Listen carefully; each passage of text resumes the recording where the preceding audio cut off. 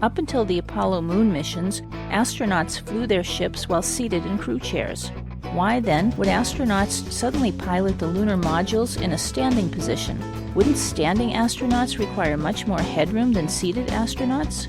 The answer is all about weight.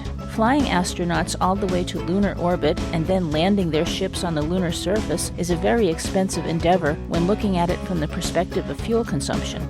Chairs would add hundreds of pounds to the ship's configuration, and the enormous windows required for viewing the lunar surface from the crew chairs would also be extremely heavy.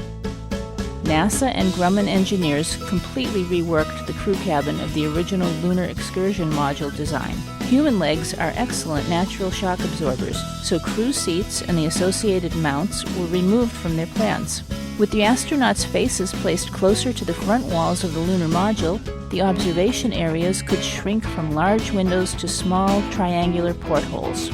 The removal of the crew chairs not only provided more room for the astronauts to stand during flight, but also allowed space for them to put on and take off their spacesuits before and after lunar EVAs. By adopting a paradigm shift and allowing astronauts to stand in the lunar module, engineers made it possible for those same astronauts to stand on the moon.